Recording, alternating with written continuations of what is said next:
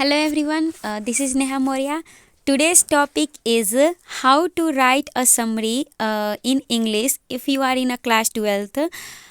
There is a student who asked me that the how to write a summary in English. Actually, I make a video but I do not upload because my mobile is not recharged. That's why I do not upload a video.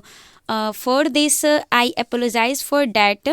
So how to write a short summary. देखिए, इन्होंने आज भी मुझे कहा, तो मैंने इनको बताया कि मैं किस लिए वीडियो नहीं अपलोड कर पा रही थी। तो हम शॉर्ट जो समरी है वो कैसे हम लोग लिखें, तो देखिए जो हमारा पहला जो एक चैप्टर आता है, तो वो क्या है, मैं एक एग्जांपल लेके बता रही हूँ कि किस तरीके से लिख सकते हैं। Sweetest love I do not go, मान लेते हैं कि मुझे इस जो चैप्टर है इसका समरी लिखना है, तो हम कैसे लिखेंगे। तो कोई भी समरी लिखने से पहले आप वो बताइएगा कि वो चैप्टर का नाम क्या है। तो जैसे चैप्टर का नाम है sweetest love I do not go, तो ये क्या है, एक तरह का पोएम है, और उसमें वही बताएंगे कि ये क्या है, एक लिरिक है कि क्या है, ये एस्से है कि मतलब ये क्या है, कैसा ये पोएम है, किस तरह का पोएम है, पैट्रियोटिक है, कैसा है। तो ये जो पोएम है एक तरह का कैसा पोएम है, लव पोएम है, तो हम उसके बारे में बताएंगे। दूसरा चीज़, हम पहला नाम डालेंगे, फिर उस किस तरह का पोएम है वो लिखेंगे, और तीसरा चीज़ कि हम उस के राइटर कौन है वो लिखेंगे। उसके बाद उस पोएम में बताएंगे कि ये पोएम जो है वो किस बारे में है।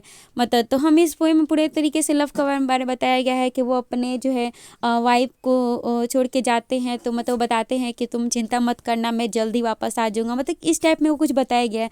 देखिए उसके बाद ये बताएं, जॉन डन जो है क्या एक मेटाफिजिकल पोएट है, ठीक है।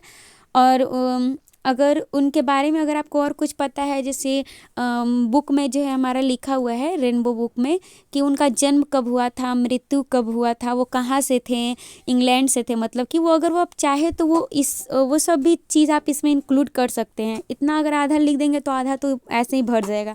अब बीच में आप लिख सकते हैं कुछ कुछ, मैंने अगर आपने पोएम पढ़ा है तो आप लिख ही देंगे। और लास्ट में भी इस तरीके से बारे में, मैंने आप समरी कहने का मतलब है कि पूरा पढ़े हैं उस पोएम को, तो उससे आपको क्या समझ में आया है, बस वही लिखा जाता है इसमें। एक और मैं एग्जांपल लेके बताऊंगी। देखिए एक द सोल्जर वाला है। देखिए तो जो सोल्जर जो पोएम है उसको किसने लिखा है, तो रूपर्ट ब्रॉक ने लिखा है।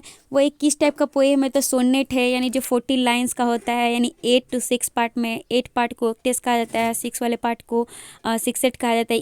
एक देशभक्ति से रिलेटेड पोएम है। फिर आप क्या करिएगा, उसमें रूपर्ट ब्रॉक के बारे में कुछ बता दीजिएगा, ये कहाँ से जन्म लिए थे और इनका जन्म और मृत्यु, अगर ये सब भी अगर आपको याद रहता है तो आप एग्ज़ाम में लिख दीजिएगा।